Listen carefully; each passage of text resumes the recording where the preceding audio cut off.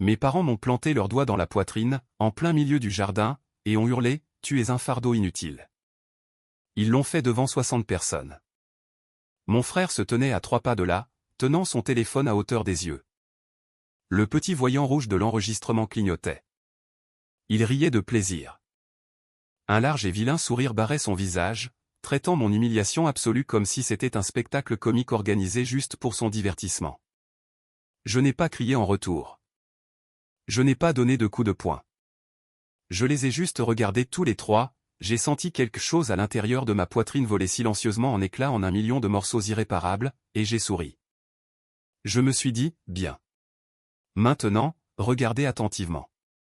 Ce fardeau inutile va vous faire tout perdre. Je dois être complètement honnête avec vous dès le début, car lorsque les gens entendent cette histoire, ils pensent généralement que je me suis senti en position de force à cet instant précis.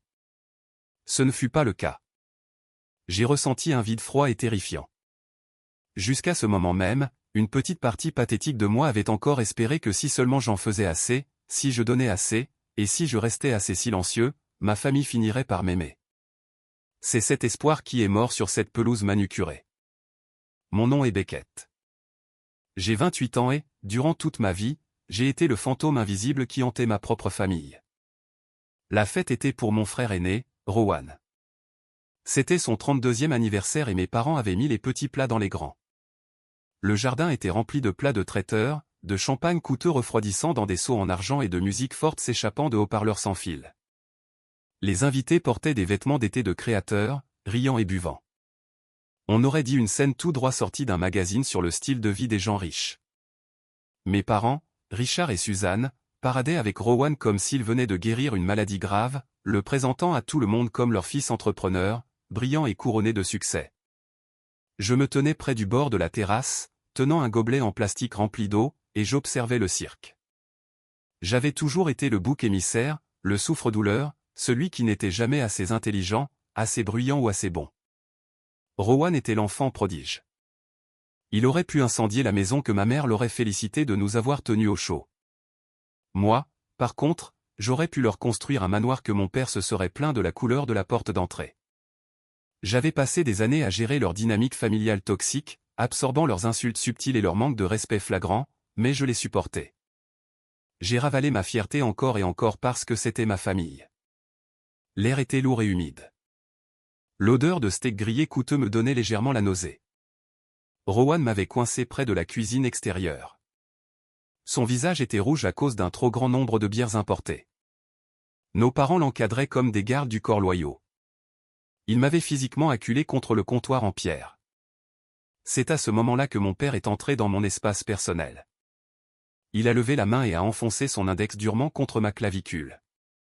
Tu le tires vers le bas, a sifflé mon père, sa voix assez forte pour que les tables les plus proches cessent de parler et nous dévisagent. Il a de nouveau enfoncé son doigt dans ma poitrine. Plus fort cette fois. Tu es un fardeau jaloux et inutile. Tu as vécu au crochet de cette famille toute ta vie. Et maintenant, tu ne veux même pas faire cette simple petite chose pour aider ta propre chair et ton propre sang. Pousse, pousse, pousse.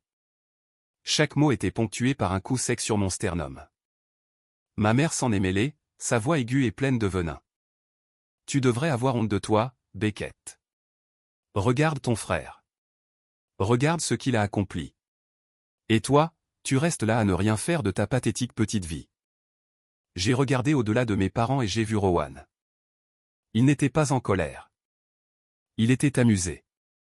Il avait sorti son tout nouveau téléphone, celui que je savais pertinemment qu'il ne pouvait pas se permettre, et il filmait toute la scène. Il voulait poster ça sur ses réseaux sociaux. Il voulait que ses abonnés le voient remettre son petit frère loser à sa place. Si vous avez déjà été entouré par une foule de gens pendant que vos propres parents traitent votre dignité comme une ordure, et que vous réalisez que pas une seule personne ne va intervenir, vous connaissez exactement le genre de froid glacial qui m'a envahi. C'est un isolement terrible et retentissant. Vous réalisez que vous êtes entièrement seul au monde. Mon père s'est penché plus près, son haleine sentant le gin et la méchanceté. Tu n'es rien, Beckett. Tu n'es personne. C'est à cet instant précis que le fils désespéré et en pleurs à l'intérieur de moi est mort. Le silence dans ma tête était profond. Je ne me suis pas expliqué. Je n'ai pas argumenté. Je leur ai tourné le dos, j'ai traversé la foule d'invités qui me fixaient et chuchotaient, et je me suis dirigé tout droit vers le portail d'entrée. Je quittais la fête. Mais plus important encore, je quittais l'illusion dans laquelle j'avais vécu. Parce que le seul détail que mes parents et mon frère ignoraient, le seul énorme et colossal secret dont ils n'avaient absolument pas conscience, c'est que chaque chose qui les entourait m'appartenait. Pour vraiment comprendre pourquoi j'ai fait ce que j'ai fait ensuite, vous devez comprendre les fondations de saleté sur lesquelles ils ont construit ma vie. En m'éloignant de cette maison, mes mains serraient le volant si fort que mes jointures étaient d'un blanc pur. Tandis que les kilomètres d'asphalte sombre défilaient, mon esprit a ouvert une archive mentale que j'aime appeler le musée de la douleur. C'est une collection de souvenirs soigneusement conservés, prouvant exactement à quel point je comptais peu pour eux. La pièce à conviction s'est produite quand j'avais 18 ans. J'avais cumulé 3 emplois à temps partiel pendant le lycée, économisant chaque dollar dans une boîte à chaussures cabossée sous mon lit. Je voulais aller dans une bonne université, étudier le commerce et l'architecture logicielle, et vraiment faire quelque chose de ma vie. Le jour où les lettres d'acceptation sont arrivées, j'ai couru dans la cuisine, vibrant pratiquement d'excitation. J'avais été accepté dans mon premier choix, un programme sérieux qui pouvait changer ma vie. Mes parents étaient assis à la table de la cuisine. Ma mère a à peine levé les yeux de son magazine. Mon père a soupiré lourdement, comme si ma présence était épuisante. « Nous ne pouvons pas nous permettre de t'aider, Beckett », a-t-il dit d'un ton plat. Rowan a besoin de capital pour sa nouvelle idée de start-up. Il a un vrai potentiel. Tu vas devoir te débrouiller tout seul. Peut-être aller dans une université de proximité ou trouver un travail dans un entrepôt.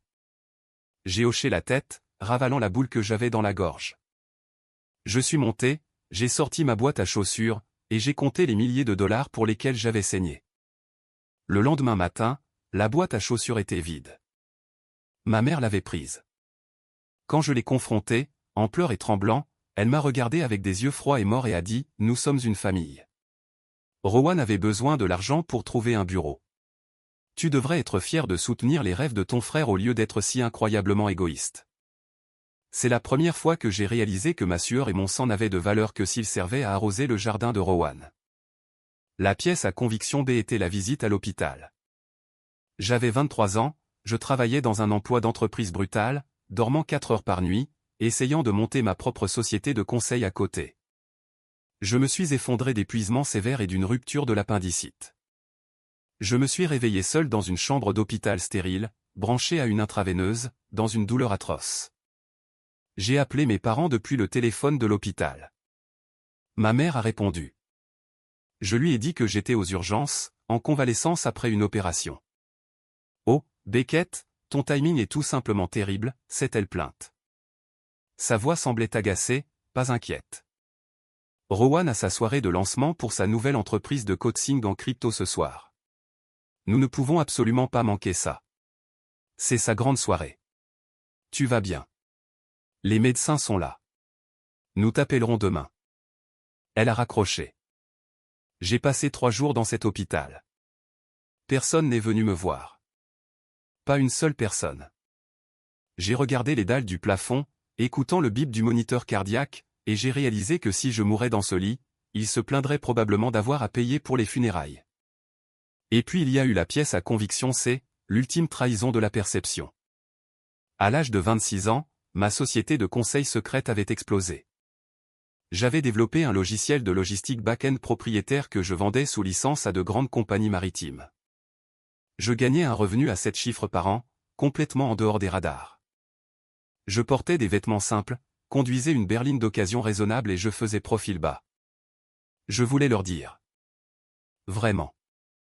Je les ai invités dans un petit restaurant pour célébrer l'obtention de mon premier contrat d'1 million de dollars. Quand je me suis assis et que j'ai essayé d'expliquer ce que j'avais bâti, Rowan m'a interrompu. Il portait un costume sur mesure et une montre tape à accent grave l'œil. C'est mignon, petit frère, a-t-il ricané, en me tapotant l'épaule avec condescendance. Tu fais un peu de travail informatique, tu répares des ordinateurs. Écoute, si jamais tu as besoin d'un vrai travail, mon fonds de crypto est en pleine expansion. Je pourrais probablement t'embaucher pour faire de la saisie de données. Le salaire est le minimum légal, mais tu pourras travailler pour un gagnant. Mes parents le couvaient du regard avec une adoration absolue. « Tu es si généreux, Rowan », l'a loué mon père avant de tourner un œil sévère vers moi. « Tu devrais accepter son offre, Beckett.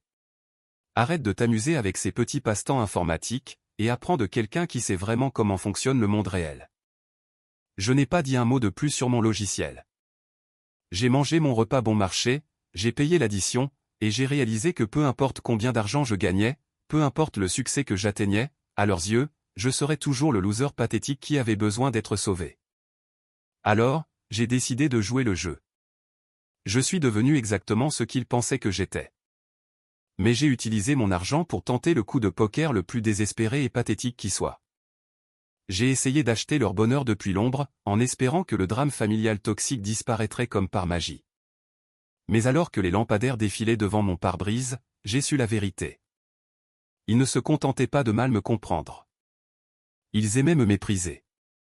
Cela leur donnait un sentiment de puissance. Et maintenant, le musée de la douleur était officiellement fermé au public. Il était temps d'incendier tout le bâtiment. Voici la tournure la plus pathétique et ironique de tout ce drame familial. Alors que je m'éloignais de plus en plus de la musique et des rires de cette fête d'anniversaire, j'ai pensé à la maison dans laquelle ils se trouvaient tous en ce moment. Une immense propriété moderne de 5 chambres avec une piscine sur mesure, une cuisine extérieure et des pelouses manucurées. Si vous regardiez les réseaux sociaux de Rowan, vous verriez un millionnaire autodidacte. Il postait des vidéos quotidiennes, debout dans l'allée, appuyé contre un véhicule utilitaire sport de luxe, donnant des discours de motivation sur le travail acharné et la persévérance pour atteindre le sommet. Tout cela n'était qu'une illusion narcissique méticuleusement élaborée. Rowan était fauché, pire que fauché. Son score de crédit était un cratère fumant. Aucune banque légitime du pays ne lui aurait prêté 10 $ pour acheter un sandwich. Ces entreprises de crypto n'étaient rien d'autre qu'une série de systèmes pyramidaux tapas à accent graveleuil et creux qui s'effondraient les uns après les autres. Mes parents ne s'en sortaient pas beaucoup mieux. Mon père avait fait une série de terribles investissements en essayant de sauver les apparences auprès de leurs amis du country club. Ils avaient hypothéqué leur propre petite maison jusqu'à la limite absolue pour renflouer Rowan de son premier échec massif il y a 5 ans. Ils croulaient sous les dettes, vivant d'un salaire à l'autre, terrifiés à l'idée que leurs amis fortunés découvrent qu'ils étaient en réalité complètement en faillite. Alors, qui finançait le champagne? Qui payait l'entretien de la piscine? Qui avait acheté la belle propriété de 5 chambres? C'était moi. Il y a 2 ans, lorsque Rowan faisait face à une faillite totale et à des accusations potentielles de fraude pour des prêts commerciaux non remboursés, mes parents sont venus me voir en pleurant. Ils m'ont supplié d'utiliser les quelques économies que j'avais pour les aider. Ils m'ont dit qu'ils allaient tout perdre. Dans un moment de faiblesse absolue et de loyauté stupide et aveugle, je suis intervenu, mais je ne leur ai pas donné d'argent liquide. Je savais que Rowan le gaspillerait simplement. J'ai mis en place une fiducie aveugle et une entité corporative, une SARL que je contrôlais entièrement. Par le biais de cette SARL, j'ai acheté l'immense maison au comptant. Plus de 2 millions de $, transférés en un seul clic. J'ai laissé Rowan et mes parents s'y installer. Je leur ai dit que j'avais convaincu un client fortuné de leur louer la propriété à un tarif miraculeusement bas. Je payais les impôts fonciers annuels. Je payais les énormes primes d'assurance habitation. Puis, la situation a dégénéré. Rowan a loué les 2 véhicules de luxe. Le concessionnaire exigeait un acompte massif et un garant. J'ai discrètement fait en sorte que ma SARL garantisse les contrats de location. Chaque mois, mes comptes bancaires privés payaient automatiquement les mensualités des voitures. Lorsque mes parents ne pouvaient plus se permettre leur assurance maladie haut de gamme, j'ai discrètement acheminé les paiements via mes comptes d'entreprise. Je finançais tout leur empire factice. J'étais le moteur silencieux qui maintenait les lumières allumées, les voitures en marche et le champagne coulant à flot. Je l'ai fait parce que j'avais cette croyance toxique et profondément ancrée que c'était à ça que ressemblait l'amour. Je pensais qu'en les protégeant des conséquences de leurs propres échecs catastrophiques, en aplanissant la route, j'étais un bon fils.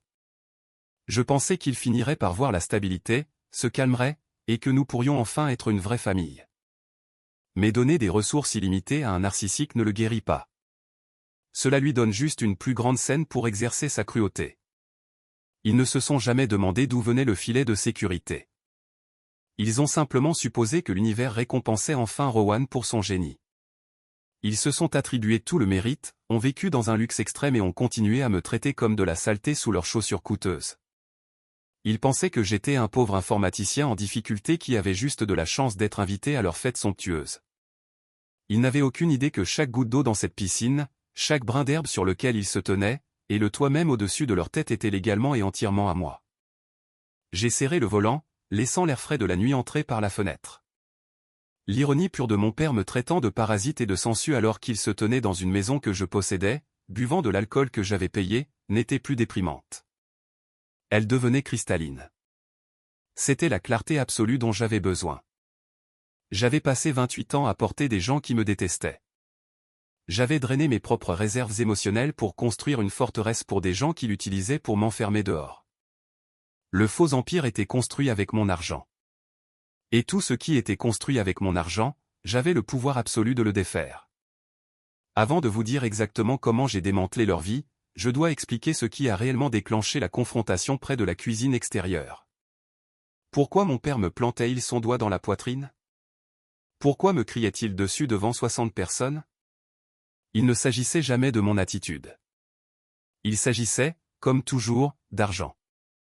La dernière entreprise de Rowan, un fonds de trading de crypto-monnaies fortement endetté, était en train d'imploser.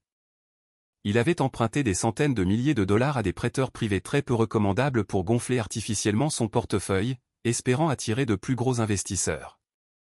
Mais le marché s'est effondré, ses algorithmes ont échoué, et l'argent a disparu en fumée. Les prêteurs privés n'étaient pas le genre de personnes qui envoient des emails polis. Ils étaient le genre de personnes qui se présentent à votre porte. Rowan était désespéré. Il avait besoin d'une injection massive de liquidité immédiatement, sinon il allait faire face à de graves conséquences dans le monde réel. Il avait maximisé toutes ses cartes de crédit, vidé les comptes de retraite restants de mes parents et n'avait nulle part où se tourner. Alors, ils se sont tournés vers le bouc émissaire de la famille. Plus tôt dans la soirée, avant que la fête ne devienne trop bruyante, il m'avait entraîné dans le grand bureau, le bureau que j'avais payé pour meubler. Rowan faisait les 100 pas, l'air affolé, transpirant à travers sa chemise en soie coûteuse. Mon père a verrouillé la porte derrière nous. « Beckett, nous avons une urgence familiale », avait dit mon père, son ton autoritaire ne laissant absolument aucune place à la discussion. L'entreprise de Rowan fait face à un problème de trésorerie temporaire. Nous avons besoin que tu contractes un prêt personnel. Un gros. Je l'ai regardé, sincèrement choqué. Un prêt personnel? Je ne peux pas faire ça. Pourquoi contracterais-je un prêt pour l'entreprise de Rowan? Parce que tu as un crédit impeccable, a lâché Rowan, arrêtant de faire les 100 pas pour me foudroyer du regard. Tu vis comme un moine. Tu n'as pas de dette. J'ai vérifié tes antécédents. Les banques te donneront au moins 200 000 $ si tu utilises ton entreprise comme garantie. J'ai besoin de cet argent, Beckett. Aujourd'hui. Tu as vérifié mes antécédents? J'ai senti une pointe de colère glaciale. Tu n'as aucun droit de faire ça. Et je ne vais pas mettre mon entreprise en garantie pour tes dettes de jeu, Rowan. Ma mère s'est avancée, posant sa main sur mon bras, essayant d'utiliser un faux ton doucereux qui me donnait la chair de poule. Chérie, s'il te plaît. C'est juste un prêt temporaire. Rowan te remboursera dans 3 mois avec des intérêts élevés. Il est sur le point de faire une percée massive. S'il perd ce fonds, il perd tout. Nous sommes une famille. Nous devons nous sacrifier les uns pour les autres. Un sacrifice? J'ai ri, un son dur et amer. Quand vous êtes-vous jamais sacrifié pour moi? Quand j'étais à l'hôpital? Quand j'avais besoin de payer mes frais de scolarité? Non. La réponse est absolument non.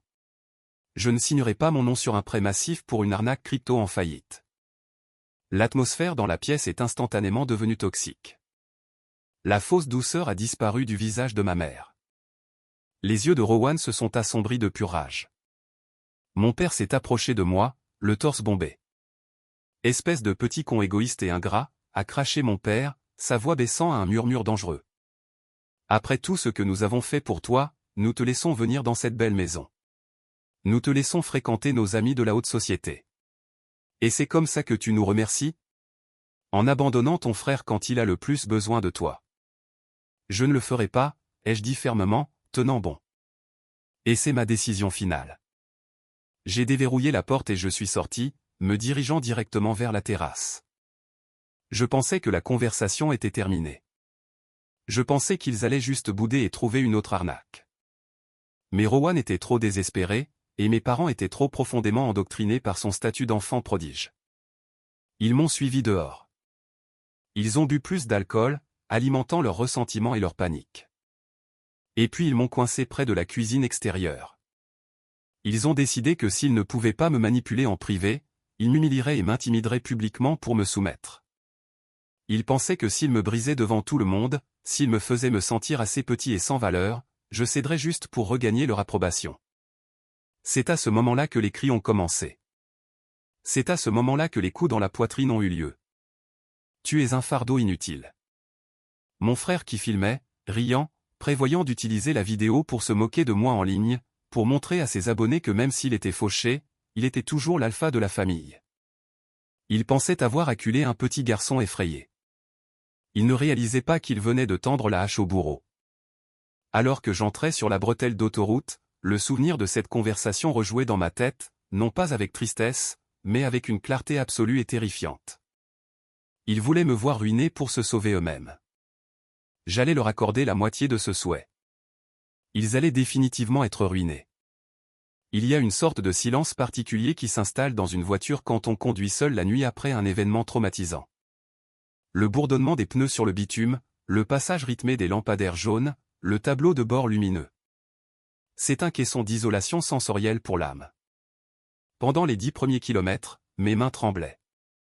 La sensation physique du doigt de mon père s'enfonçant dans ma poitrine résonnait encore dans mes os. Ce n'était pas seulement une douleur physique. C'était la douleur fantôme d'une vie de rejet. La vidéo, les rires, le mépris absolu et non dissimulé dans leurs yeux. Je me suis garé sur le parking désert d'un centre commercial et j'ai mis la voiture au point mort. Je suis resté là dans le noir, fixant une enseigne aux néons lumineuses d'une laverie fermée. J'ai laissé le chagrin m'envahir. Je me suis permis de pleurer les parents que je n'avais jamais eus et le frère qui ne me voyait que comme un distributeur de billets et une source de moquerie. J'ai laissé l'enfant pathétique et plein d'espoir à l'intérieur de moi mourir complètement. Cela a pris environ 20 minutes. J'ai pris une profonde inspiration saccadée, et quand j'ai expiré, le chagrin avait disparu. Ce qui l'a remplacé était un calme froid et hyper concentré. C'était exactement la même sensation que je ressentais juste avant de négocier le rachat massif et hostile d'une société de logistique en difficulté. Les émotions sont un handicap en affaires. En temps de guerre, elles vous font tuer. Le fils en deuil était mort. L'homme assis au volant était le PDG de sa propre vie, et il était temps de liquider les mauvais actifs. Ma famille était un mauvais actif. C'était un passif massif et hémorragique. J'ai sorti mon téléphone. Il était presque 11 heures du soir. La fête au domaine battait probablement son plein. Rowan montrait probablement la vidéo de mon humiliation à ses amis ivres, se moquant de mon silence, se vantant de la façon dont il allait me forcer à contracter ce prêt d'ici lundi. J'ai ouvert mon application bancaire sécurisée, les comptes principaux, le système nerveux central de toute leur fausse réalité. J'ai regardé les chiffres. Des millions de dollars bien à l'abri, générés par ma propre sueur, mon code brillant et mon éthique de travail implacable. Et puis j'ai regardé la liste des paiements automatiques. Le leasing du véhicule utilitaire sport de luxe de Rowan, 2500 $ par mois. Les cotisations au country club de mes parents, 1200 $ par mois. L'assurance maladie haut de gamme pour eux 3000 $ par mois. Les impôts fonciers et les frais d'aménagement paysager pour le domaine. Ils me saignaient à blanc, et ils avaient l'audace de m'appeler le parasite. J'ai senti un lent sourire sombre s'étirer sur mon visage. Ce n'était pas un sourire heureux. C'était le sourire d'un homme qui tenait le détonateur d'une bombe massive et qui avait finalement décidé d'appuyer sur le bouton. J'ai mis la voiture en marche et je suis retourné sur la route. Je ne retournais pas à mon petit appartement tranquille. Je conduisais directement à mon bureau d'entreprise en centre-ville. Le bâtiment était une tour de verre élégante. J'avais tout le dernier étage pour ma société. J'ai passé ma carte d'accès, suis entré dans l'ascenseur silencieux et suis monté jusqu'à l'obscurité. Le bureau était d'un calme plat, à l'exception du doux bourdonnement de la salle des serveurs au bout du couloir. Je suis entré dans ma suite privée, j'ai allumé une seule lampe de bureau et j'ai démarré mon poste de travail principal. Les moniteurs se sont allumés, projetant une lueur bleu pâle dans la pièce. J'allais exécuter une politique de la terre brûlée. J'allais sectionner chaque artère financière qui maintenait leur illusion en vie. Et j'allais le faire si vite et si brutalement qu'ils n'auraient même pas le temps de reprendre leur souffle. Ils voulaient savoir ce que c'était que d'être un fardeau inutile. J'allais leur montrer exactement à quel point ils étaient inutiles sans mon argent pour les soutenir. L'horloge au mur a dépassé minuit. C'était officiellement le lendemain, le moment parfait pour un réveil brutal. Je me suis calé dans mon fauteuil en cuir coûteux, la lueur de 3 moniteurs massifs éclairant le bureau sombre. Mes mains planaient au-dessus du clavier mécanique. C'était le moment. Pas de retour en arrière. Plus de seconde chance. Plus de drame familial toxique dictant ma propre valeur. Ma première cible était les véhicules. Je me suis connecté au portail d'entreprise du concessionnaire de voitures de luxe. J'ai localisé les 2 contrats de location au nom de ma SARL, le SUV noir massif de Rowan et la berline argentée élégante de ma mère. Le statut de paiement indiquait l'actif. J'ai cliqué sur l'onglet de gestion de compte. En 3 frappes rapides, j'ai annulé les méthodes de paiement à renouvellement automatique. Mais ce n'était pas suffisant. Il recevrait juste un avis de retard dans quelques semaines. Je voulais une dévastation immédiate. J'ai rédigé un email formel au directeur financier du concessionnaire, un homme avec qui j'avais fait des affaires pendant des années. Sujet, reprise de possession volontaire immédiate. Numéro de compte 88 432. Message, la SARL ne financera plus ses contrats de location. Les utilisateurs autorisés n'ont pas les fonds pour assumer la dette. Veuillez lancer les protocoles de reprise de possession immédiate pour les 2 véhicules. Ils sont actuellement garés à l'adresse du domaine. Procédez dès que possible. J'ai cliqué sur Envoyer. La première artère était coupée.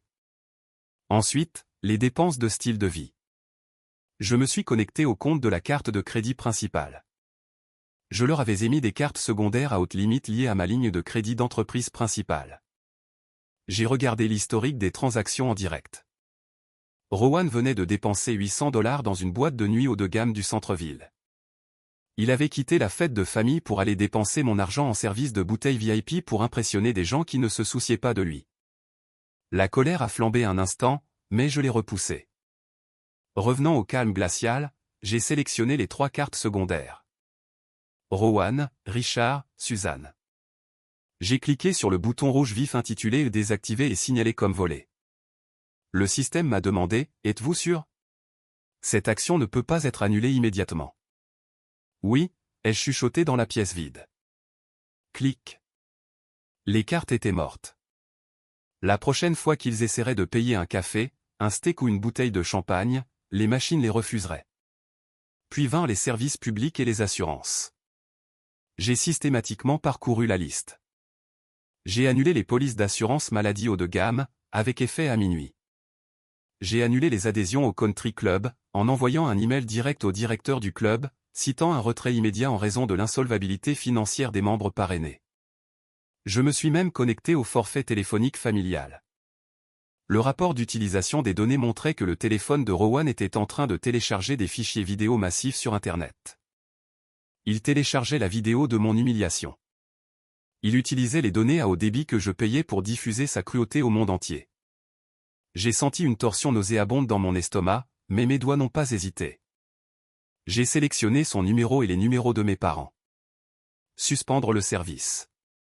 Clic. Leurs téléphones sont instantanément devenus des briques de verre et de métal inutiles. Pas d'appel, pas d'internet, pas de réseaux sociaux. Coupé du monde. Enfin, le coup de maître, le domaine. J'ai ouvert le coffre-fort numérique contenant les titres de propriété de la SARL. J'ai sorti le titre de propriété de la immense maison de 5 chambres. Elle était légalement enregistrée au nom de ma société holding. Ils étaient légalement considérés comme des locataires au mois, mais comme ils n'avaient jamais payé de loyer, ils squattaient essentiellement ma bonne volonté. Il était 2 heures du matin maintenant. J'ai pris mon téléphone portable et j'ai composé un numéro privé. Il appartenait à un liquidateur immobilier agressif et très efficace que j'utilisais occasionnellement pour des restructurations rapides d'actifs d'entreprise. Il a répondu à la 3e sonnerie, l'air bien réveillé. Beckett, dit-il, sa voix rauque. Il est 2 heures du matin. Qu'est-ce qui bouge? La propriété du domaine dans la banlieue nord, ai-je répondu, ma voix stable et dépourvue d'émotion. J'ai besoin qu'elle soit liquidée rapidement.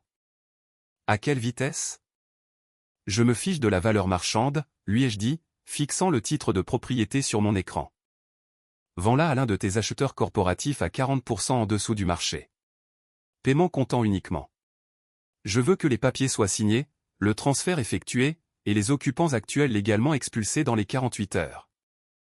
Il y eut une longue pause à l'autre bout du fil. 40% en dessous du marché.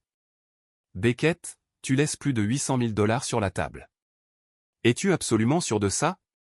C'est nucléaire. Je n'ai jamais été aussi sûr de quoi que ce soit de toute ma vie, ai-je dit. Lance le chronomètre. Je veux qu'il sorte. Compris. J'aurai l'acheteur comptant prêt pour midi. L'équipe d'expulsion sera en attente. Il a raccroché. J'ai fermé l'ordinateur portable. Le silence dans le bureau était assourdissant. Chaque artère alimentant leur faux empire avait été proprement sectionnée. Ils dormaient, cuvant leur alcool coûteux, complètement inconscients qu'ils se réveillaient pour une apocalypse financière absolue.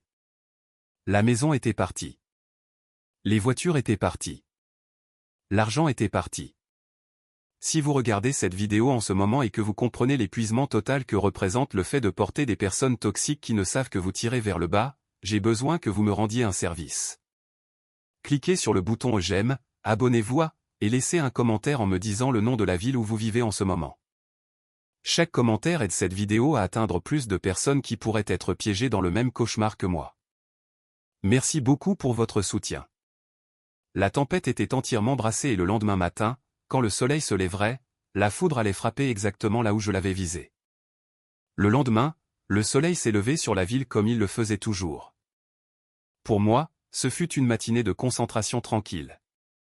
J'étais assis dans mon bureau, buvant un café noir, regardant le tableau de bord numérique de mes comptes.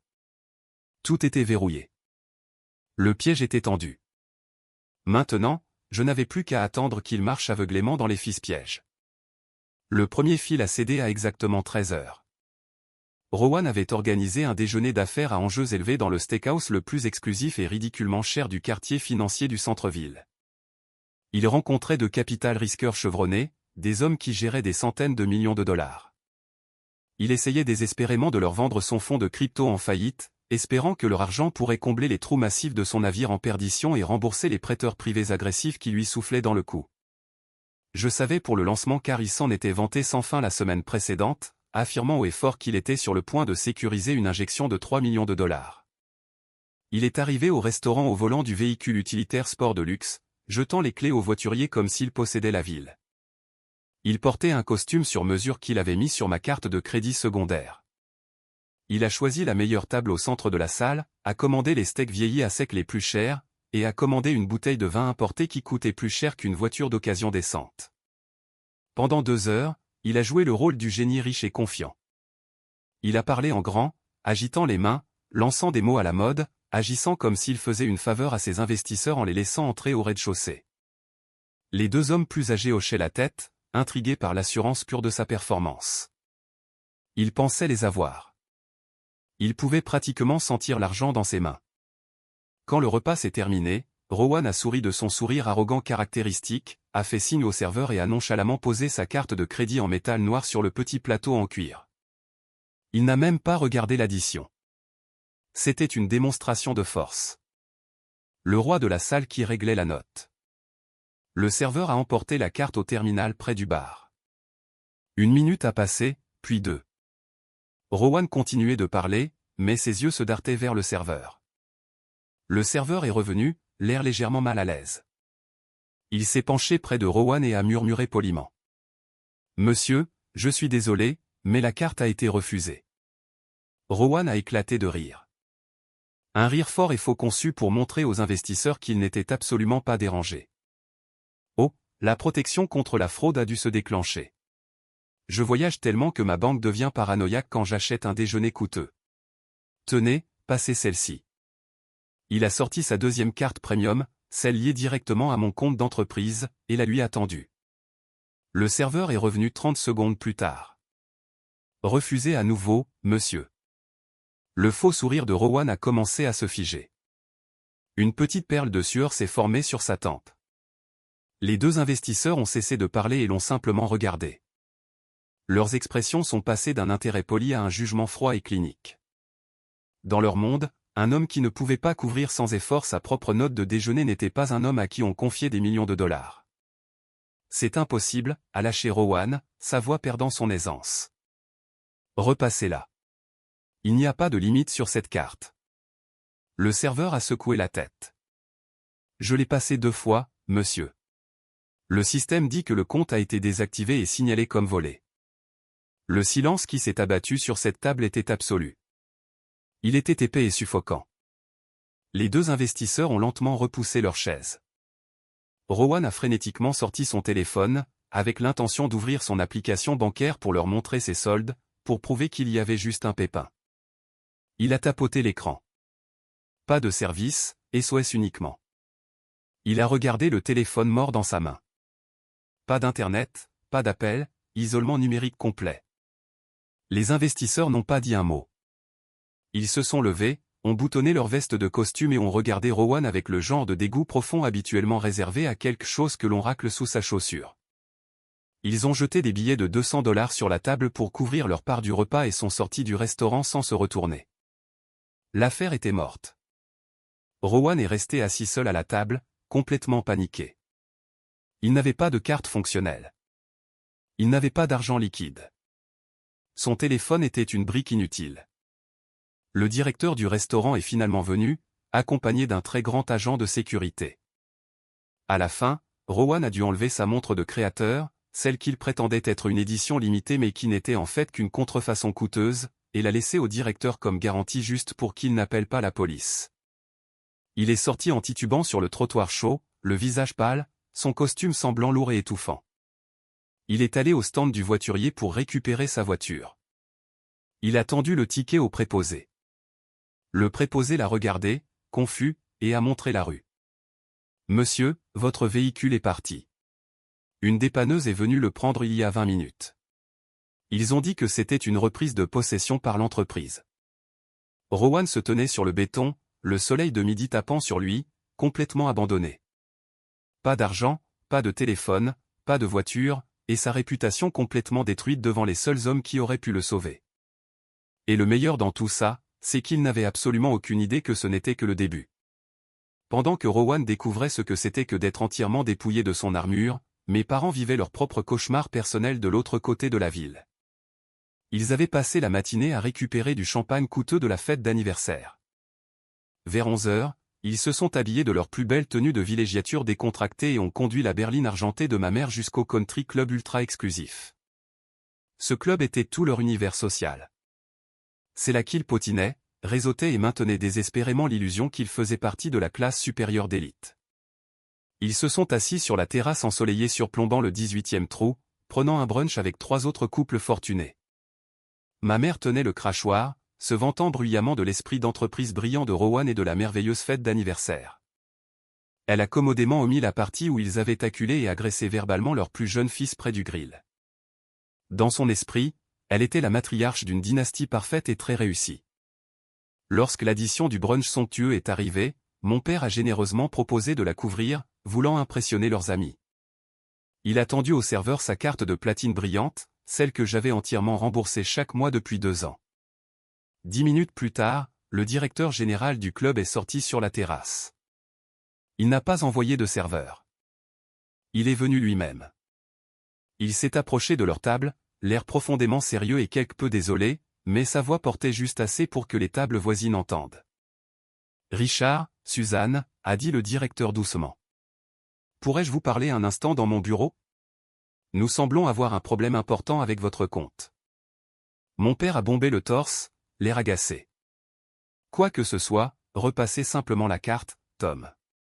Nous sommes en train de recevoir nos invités. » « Je ne peux pas passer la carte, Richard, » a répondu le directeur, son ton se raffermissant. Le compte a été fermé. De plus, j'ai reçu une communication directe de votre sponsor d'entreprise ce matin.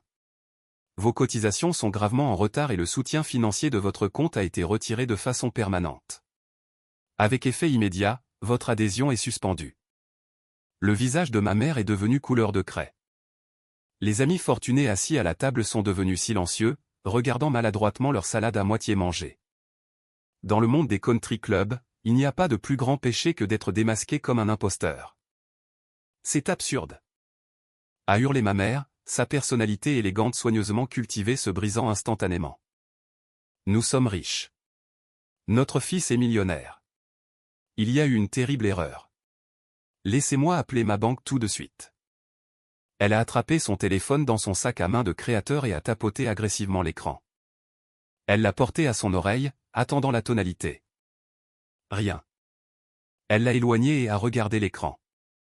Pas de service.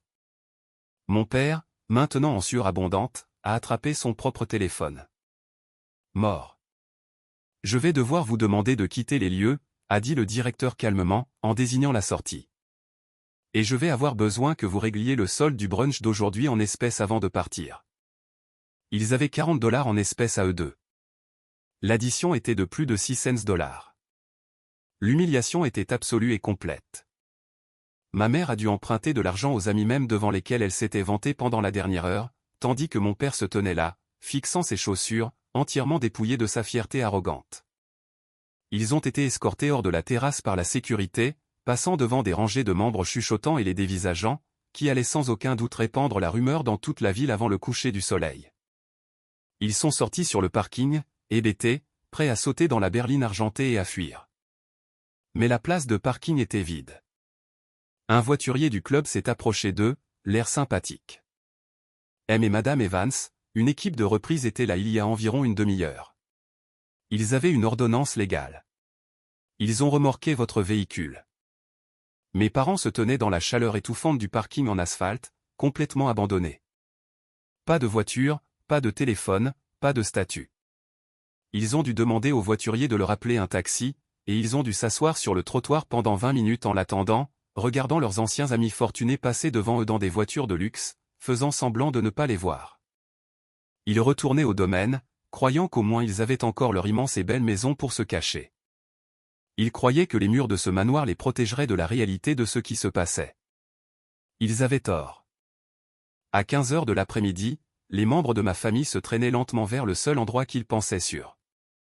Rowan est arrivé le premier, en sueur et épuisé après avoir marché des kilomètres et finalement convaincu un chauffeur de bus de le laisser monter gratuitement.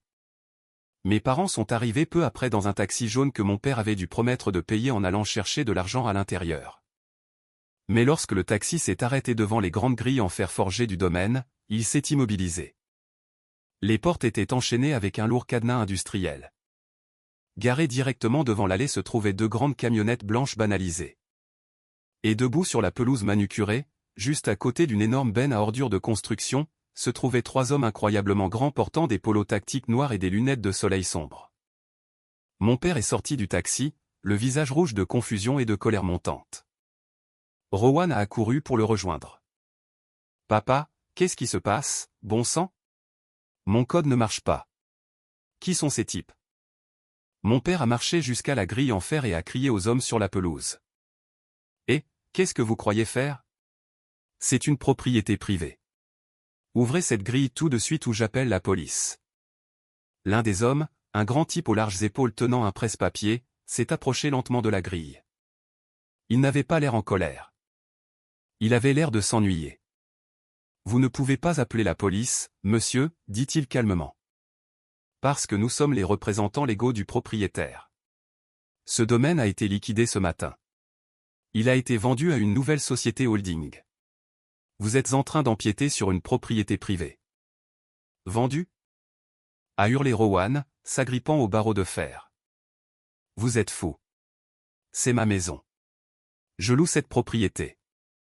Vous ne louez rien du tout, a dit l'homme, tournant une page sur son presse-papier.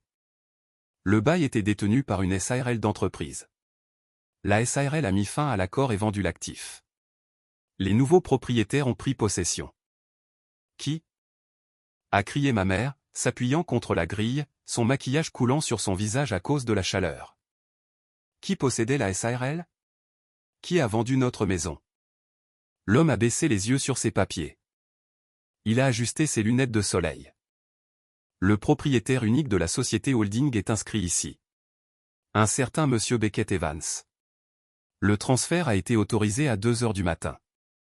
J'aurais aimé pouvoir mettre en bouteille le silence qui a suivi cette phrase. Je n'étais pas là pour le voir, mais l'équipe de sécurité portait des caméras corporelles pour une protection juridique, et j'ai regardé les images plus tard. La prise de conscience les a frappés comme un train de marchandises.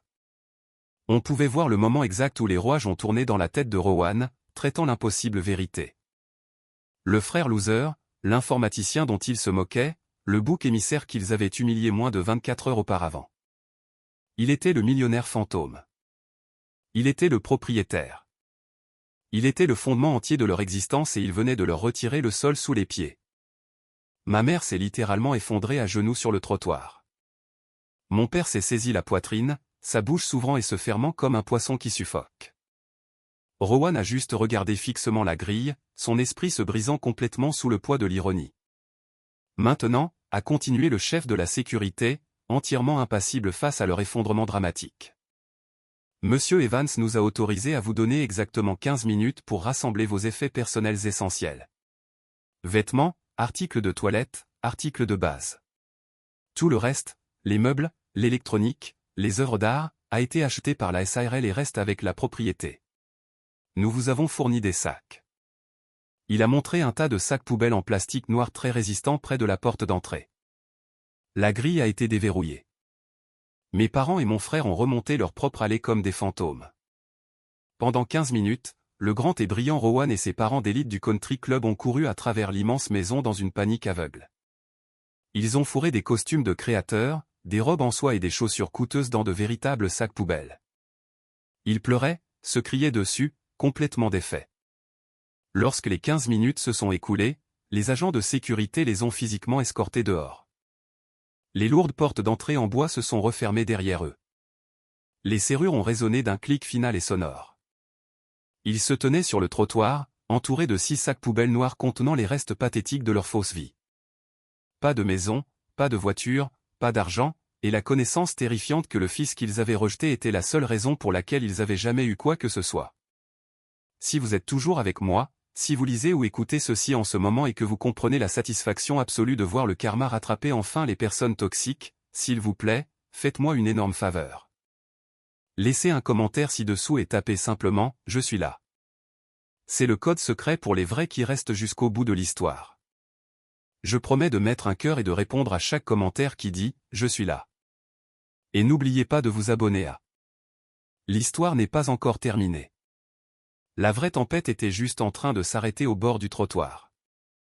Juste au moment où ma famille se tenait sur le trottoir, essayant de comprendre l'ampleur de leur ruine, un pick-up noir aux vitres fortement teintées a descendu lentement la rue de banlieue tranquille et s'est garé illégalement juste devant eux, bloquant le taxi que mes parents n'avaient toujours pas payé.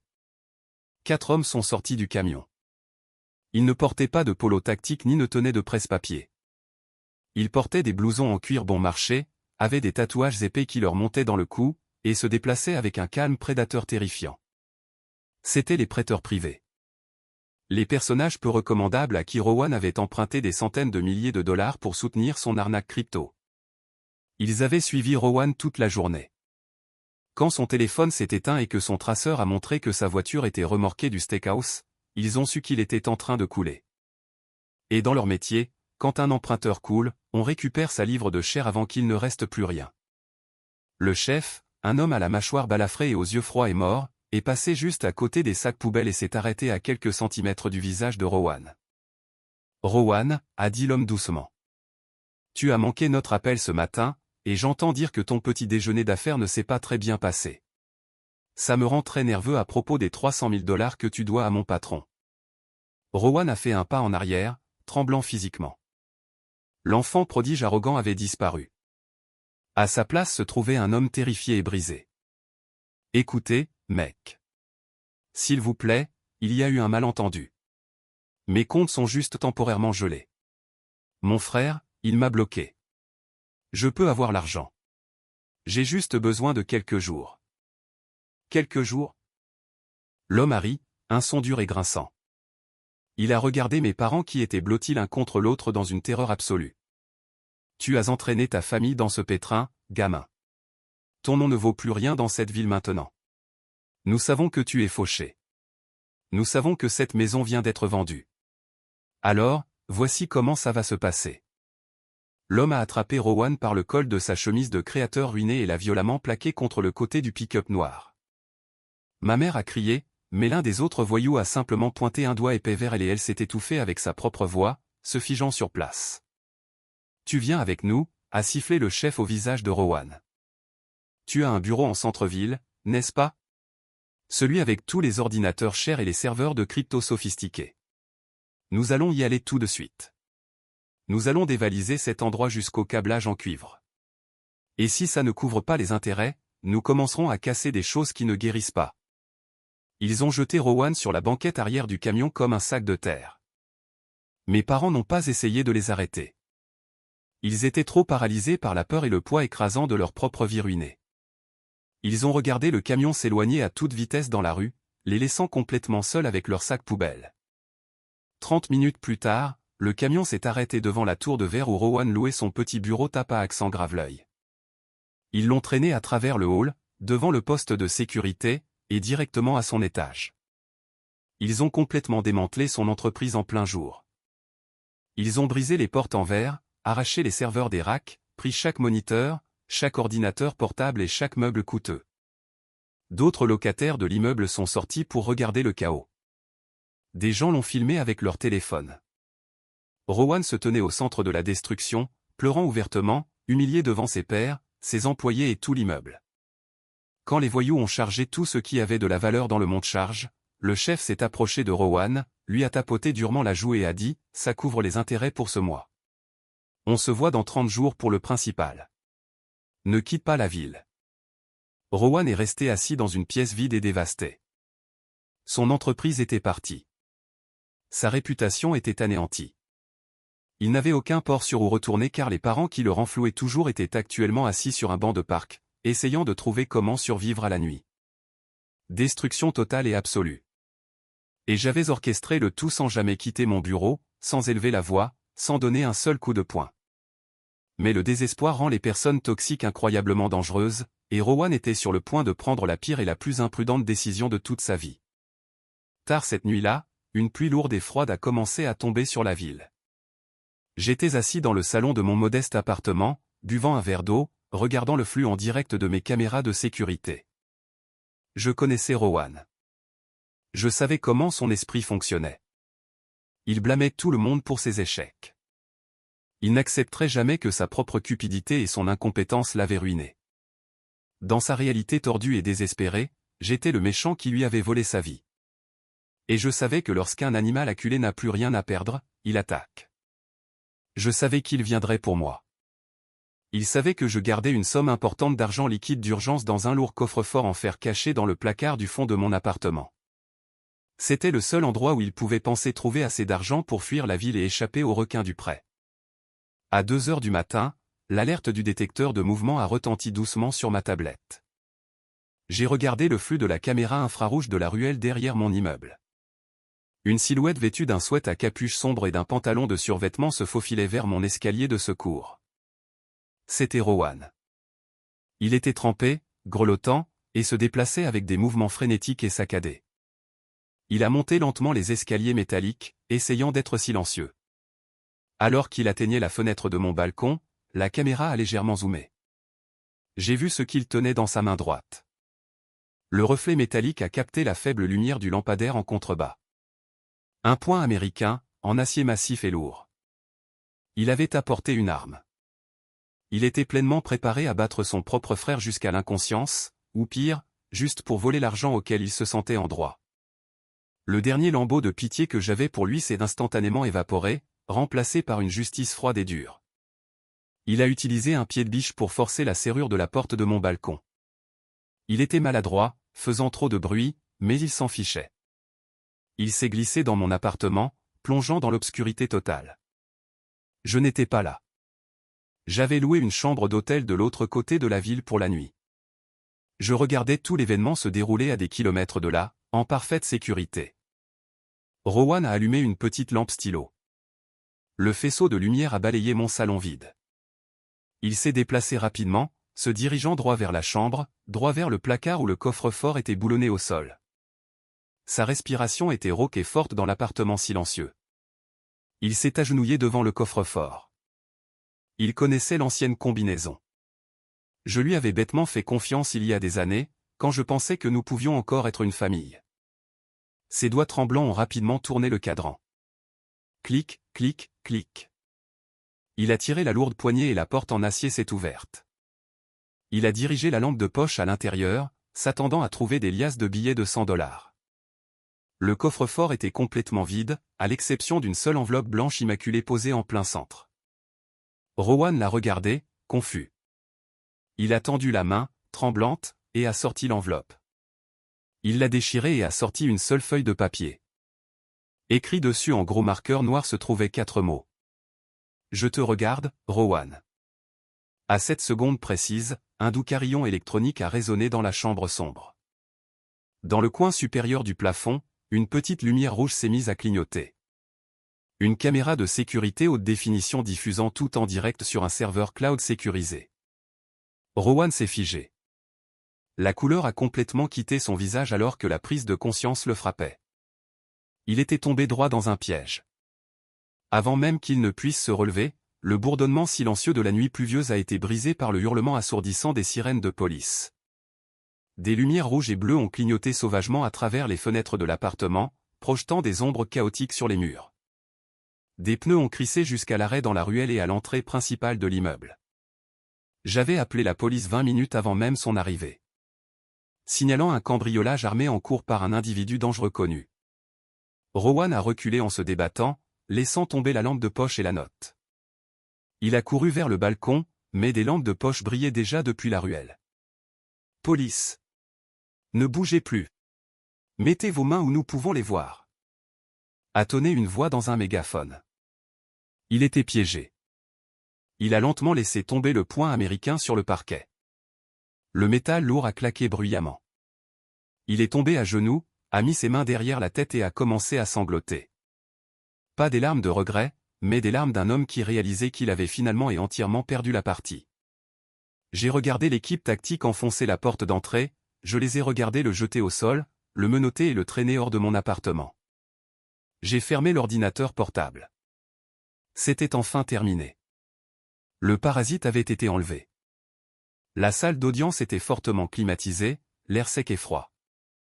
J'étais assis au 2e rang, portant un simple costume sombre, mes mains jointes tranquillement sur mes genoux.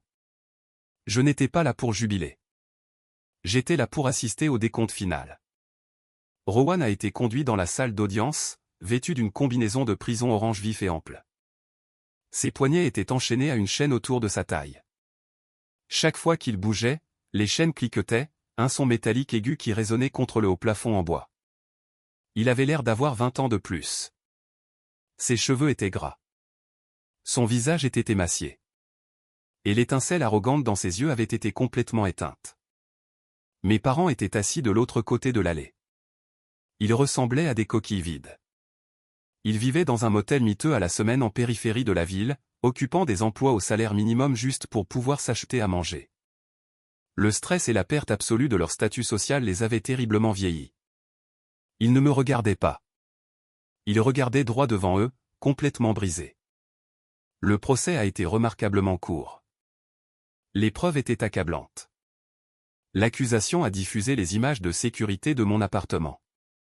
Le jury a regardé Rowan entrer par effraction, armé d'une arme mortelle, avec l'intention de commettre un crime violent contre son propre frère. Mais le moment le plus dévastateur a été lorsque le procureur a fourni le contexte du crime. Ils ont demandé la permission de diffuser une vidéo de preuve de moralité pour établir l'historique de l'hostilité et le mobile. Le juge l'a autorisé. Les grands écrans de la salle d'audience se sont allumés. Et là, c'était la fête d'anniversaire, le soleil éclatant, les barbecues coûteux, les invités rieurs, et le son de la voix de mon père résonnant dans les haut-parleurs de la salle d'audience. Tu es un fardeau inutile. L'image de mon père me plantant son doigt dans la poitrine. La vue de Rowan se tenant là, tenant son téléphone, riant d'un plaisir pur et malveillant pendant que j'étais humilié. Le jury a regardé en silence, stupéfait. J'ai vu 2 jurés grimacer visiblement. La juge, une femme plus âgée à l'air sévère, a regardé l'écran avec un dégoût absolu. Le contraste était incroyablement puissant. Le jury a vu les hommes arrogants et cruels à l'écran, puis a regardé les figures brisées et pathétiques assises dans la salle d'audience. Cela a brossé un tableau parfait d'un agresseur toxique et narcissique qui a finalement poussé sa victime trop loin. Rowan a gardé la tête baissée pendant toute la durée de la vidéo. Il ne pouvait pas la regarder. Quand la vidéo s'est terminée, le silence dans la pièce était plus lourd que le plomb. L'avocat de la défense n'a même pas tenté de présenter un argument sérieux.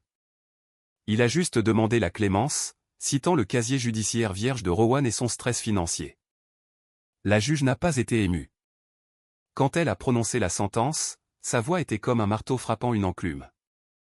Rowan Evans, vos actions montrent un profond manque de caractère, un sentiment de droit profondément enraciné, et une volonté de commettre des violences pour résoudre vos propres problèmes auto-infligés, a-t-elle dit, le regardant de haut. Je vous condamne à 6 ans dans un pénitencier d'État, sans possibilité de libération conditionnelle avant 4 ans. Le marteau a craqué. C'était fait. Rowan a été emmené par les huissiers. Il s'est arrêté à la porte, s'est retourné et m'a regardé. C'était un regard de désespoir pur et non dissimulé. Il comprenait enfin la gravité de ce qu'il avait gâché. Je n'ai pas souri. Je n'ai pas fait de signe de la main. Je l'ai juste regardé avec une indifférence complète, lui ai tourné le dos, et je suis sorti de la salle d'audience. Je n'ai plus jamais parlé à mes parents. Ils ont essayé de m'appeler quelques fois depuis des numéros anonymes, laissant des messages vocaux en pleurs, suppliant le pardon, demandant si je pouvais juste leur donner une petite allocation pour les aider à survivre. J'ai supprimé les messages sans écouter jusqu'à la fin. On ne guérit pas une tumeur en la nourrissant. Il faut la retirer complètement. 1 mois après le procès, j'ai finalisé mon coup ultime. Je ne voulais pas des millions de dollars que j'avais immobilisés dans cette dynamique familiale toxique. Je ne voulais pas d'argent qui avait un jour touché leurs mains. J'ai rencontré mes conseillers financiers et j'ai créé une fiducie caritative irrévocable. J'ai pris la totalité de la somme de la vente du domaine, tous les actifs liquidés, et chaque dollar que j'avais précédemment alloué à leur fausse vie, plus de 3 millions de dollars, et je l'ai entièrement donné à une fondation locale pour l'éducation des enfants. J'ai utilisé l'argent pour construire des laboratoires informatiques et financer des bourses pour des enfants qui avaient réellement du potentiel. Des enfants qui avaient juste besoin d'une chance. Contrairement aux frères à qui on a tout donné et qui a tout détruit. J'ai quitté la ville. J'ai acheté un chalet tranquille et magnifique près des montagnes, entouré de pins et d'air frais. Je dirige ma société de logiciels à distance maintenant. Ma vie est paisible, calme et entièrement à moi. Parfois, tard dans la nuit, je pense à cette fête d'anniversaire. Je pense à la douleur aiguë dans ma poitrine, mais elle ne fait plus mal. C'était le catalyseur dont j'avais besoin pour me réveiller. Ma famille pensait qu'elle était en train de me briser, mais tout ce qu'elle a fait, c'est me donner le marteau dont j'avais besoin pour briser mes propres chaînes. Maintenant, je veux vous poser une question sérieuse, et je veux que vous soyez totalement honnête avec moi. Ai-je eu tort? Suis-je allé trop loin en reprenant tout et en laissant mon frère aller en prison, ou ai-je simplement laissé les conséquences naturelles de leurs propres actions les rattraper? Laissez un commentaire ci-dessous. Dites-moi si vous pensez que je suis le méchant de cette histoire ou si la justice a finalement été rendue. Et si vous avez déjà dû couper les ponts avec des membres de votre famille toxique pour sauver votre propre santé mentale, partagez votre histoire. Vous n'êtes pas seul. Merci de m'avoir écouté. Si cette histoire a résonné en vous, veuillez cliquer sur le bouton j'aime et vous abonner à pour plus d'histoires vraies sur les choix difficiles et silencieux que nous devons faire pour protéger notre paix. Restez fort et ne laissez jamais personne vous faire sentir comme un fardeau dans votre propre vie.